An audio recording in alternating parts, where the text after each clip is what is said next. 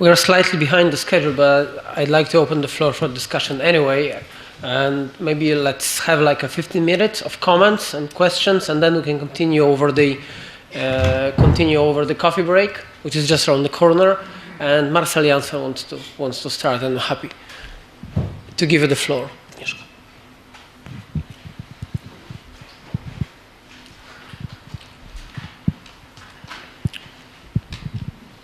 Okay, thank you very much for the presentations. I had two questions. I think I will actually limit them to one.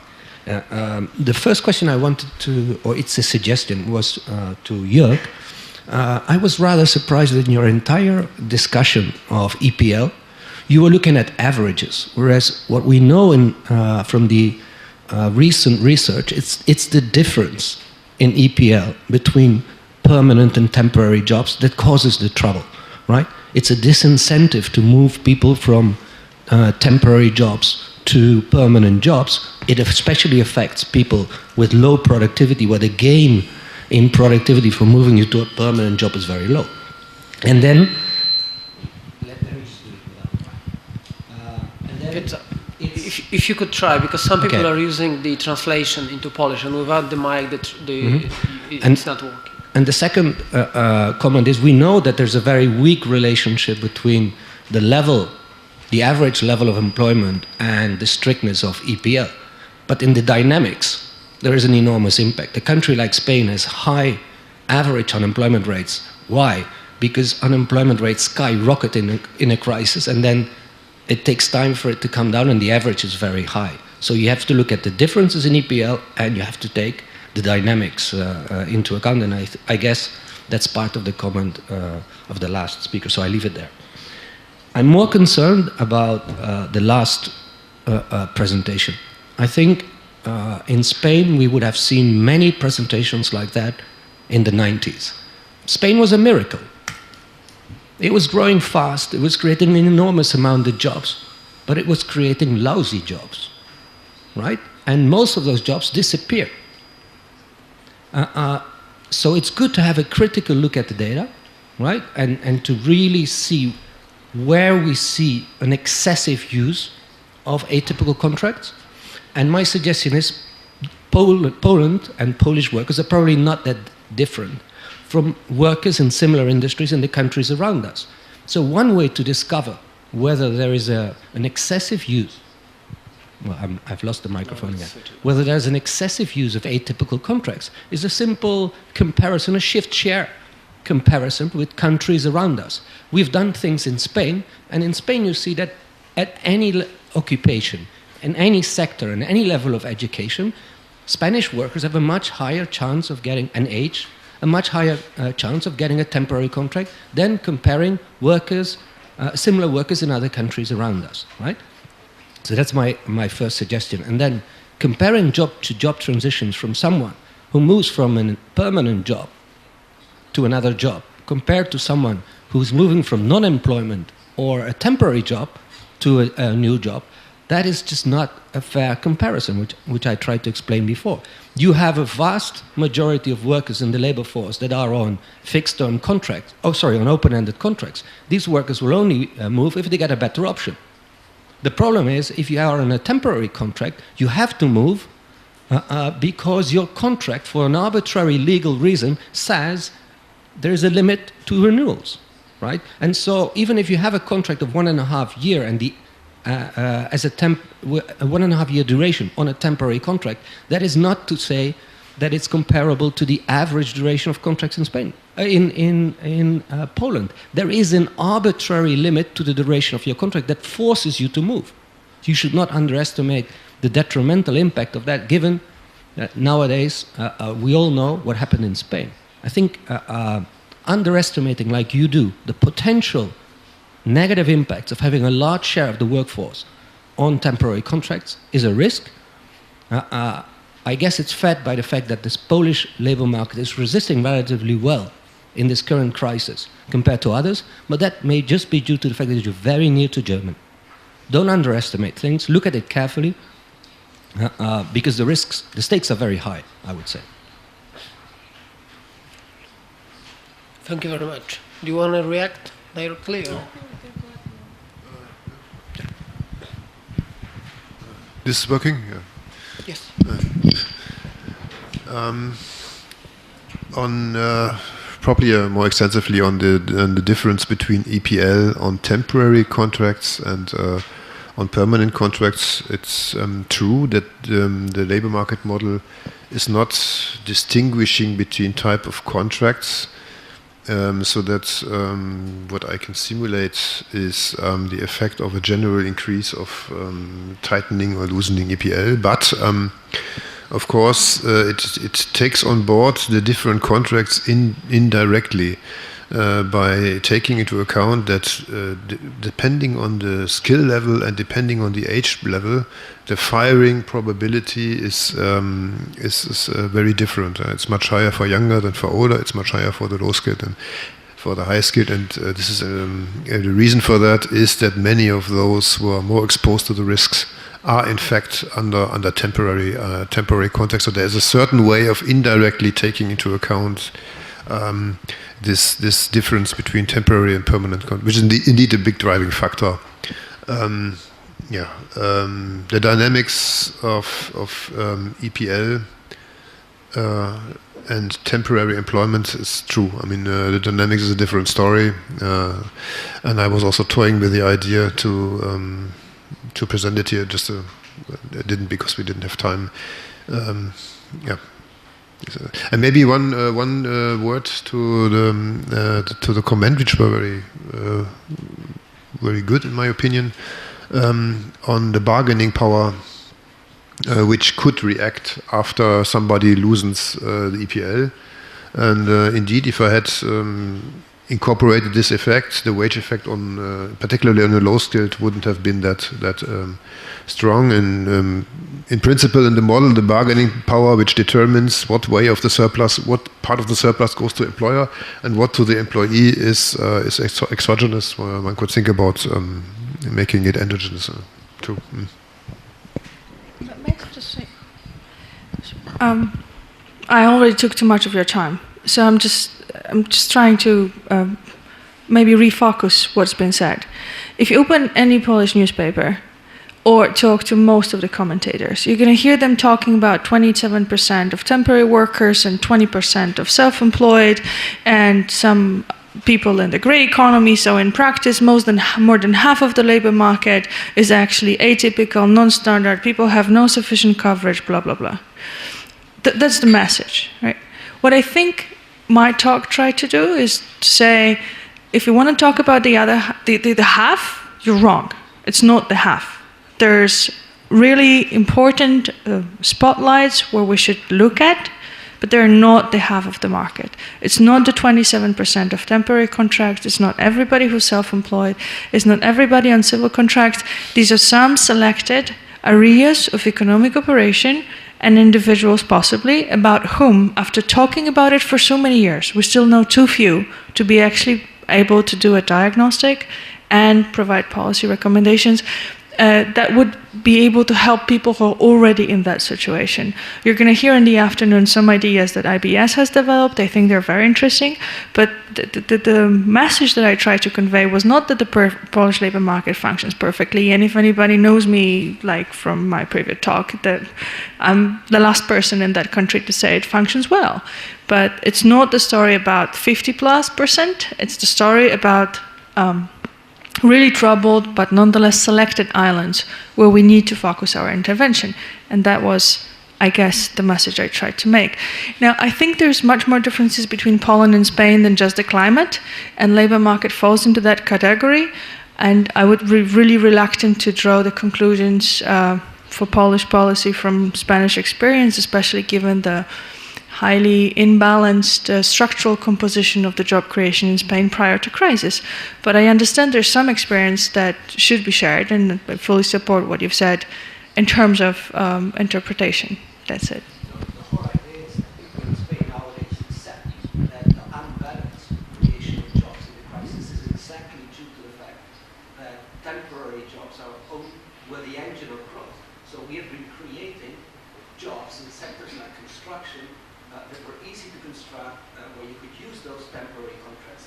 And it is all a myth in the end, right? We now know that we've been creating jobs, and we've been creating employment for years with atypical jobs, and they've all vanished. It's also the financial bubble. Fine, okay, Let's go beyond. No, we don't overestimate. Yes, which extreme volatility. Sure. yeah, which if my comment, which also makes the point that Clemente made in his comments, that we are actually the huge question for policy into Poland is how to explain the rise in share if there was no huge change in the labor code like happened in the early 80s in Spain, if there was no huge change, let's say, in taxation, which is also a factor, and if there was no financial bubble and construction market bubble, which would naturally translate into the rise of temporary jobs, and I think that no one in this room and no one in this city knows the right answer, and I'm also afraid that if we just look on the economic incentives and things like that, we probably might struggle a lot to explain, because what you could see when you talk to the employers, let's say right now, the social permission to use non-standard contracts or civil law contracts, it's much higher than it was 15 years ago, when it was perceived as something strange. Now it is perceived as something normal, so it's makes much easier, but it's very soft explanation, and I would definitely not make a paper on it. Okay, I'm done. Andrea Garnero.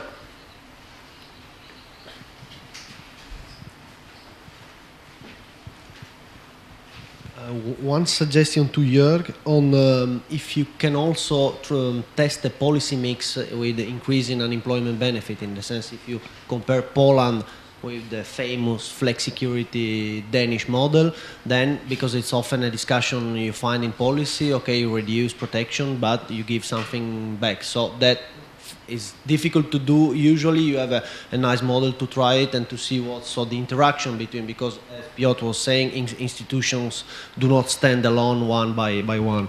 And the second question to Pietro Garibaldi is that in the end I did not really get if the model is more descriptive or more normative, because it fits quite well the description of the different systems, but then at some point you use the verb should, so country should. But so my feeling, let's say, beyond the math was, so everything is okay. If the country should do that, it fits what's the situation, so we do not need really to change. So let's say more in the interpretation of the model, if it is, let's say, policy recommendation or description. Roberta, and then maybe we'll get you to react to both questions. I had a reflection on the EPL index. Something that we thought when we were looking at EPL index in Poland is that we felt it did not capture well how restrictive permanent employment it is here, particularly because it doesn't capture how inefficient can be the judiciary system in adjudicating or reintegrating a worker if it is fired and that is brought to trial. Are there any reflections on how to have an EPL index that captures better these differences? Looking at Poland looks like a middle of the roader, but if you talk to employers, they would say employing somebody with an open-ended contract is like adopting a child. It's forever. Do you want to react? Yeah. Now, please take a mic so the translation. Well, when you talk about efficiency, it's by definition normative. So it's clearly the background is that we have an institution which is extremely important. You all talk about EPL, and most of it is severance payment, which is typically neutral in economics, in economic models. So to have a story, such an institution which is so important, nobody knows why it exists, right? There are no models that there are very few models. No? So having a simple story of, say, we are talking about this institution, so maybe it has a role. Okay? If it is there, maybe it is actually their role, and we have a story of why it is there. So that's the normative rationalization. Now then, is each and every policy existing optimal? That is a more difficult question, of course, and that model cannot really answer. It doesn't calibrate. There is no part in trying to calibrate the existing policies to to match what the model would imply. That is not the scope of the model, but it has a speculative dimension. It says in trying to look for implication and trying to have a sense of whether there are links with judicial discretion, for example, in severance payment. These sort of things are more speculative. I tend to agree. The model is the math is rigorous in efficiency terms, and in more economics. Remember, we need stories for an institution, which is so important. Now, to the second question that was raised, yes, typical EPL indicators have little weight on judicial discretion. In the paper, we actually even try to have some estimate of judicial discretion, but it's something that is extremely important in reality, especially in a country such as Italy, where the judicial system is extremely slow. I think one of the main fear of the employer is really to enter this lottery, which you never know when it will getting out of it. So that I know for Italy, which I know well, I don't know how true it is, but definitely the internationalization should do more in that dimension. I would take one more question because we are behind the schedule. So I would take one more question, then let's have a break and continue with the coffee, please. Thank you very much. My name is Anna Kirsten. I'm from the University of Warsaw. I have two short comments to the last presentation concerning the workers on civil contracts. Well, there's been a lot of media talk about that, and actually it's a bad thing that the only thing we have is estimates of the actual number of workers who are on civil contracts. But apart from the social security data that you cited, there is also the Central Statistical Office estimate, and it's 1.3 million, from what I recall, and those are only workers who are not hired on the basis of a standard labor contract. They do not have a labor contract, so their only employment is on the basis of a civil contract. So this is not such a small number, and especially since the data from the Central Statistical Office also shows that this number grew very dynamically over the last few years. And this is also very heavily concentrated among young workers. So this is not really, that doesn't seem such a minor problem. The other comment concerns the issue of overestimating the true impact, negative impact of fixed-term employment. And here I agree with your main thesis. It is not the 27% who are really the problem, but it is also a good idea to try to distinguish between various types of non-standard employment. And one way to look at it, maybe for at least in the beginning, would be in terms of occupational differences among workers in non-standard employment. And here, well, you were talking about those professionals and teachers hired on the basis of fixed-term contracts. Yes, it is important, but the data still show that fixed-term employment in Poland is heavily concentrated among workers in lower status, low-skilled occupations. And also my own analysis of EUSILC data show that fixed-term workers in these low-skilled occupations have the lowest chance of moving up and getting permanent contracts. So here the problem may lay within these lowest segments of fixed-term employees. Thank you very much. Thank you very much for this. Okay, I think there's one question left, the one raised by Andrea Garnero about the mix, the policy mix, of policies which make up famous flexicurity, which came up 2008 sometime, and of course there's plenty of material around, also based on the labor market model, which combines this EPL change with unemployment benefits and active labor market policies, all those policies which seem to make up the flexicurity approach by Denmark.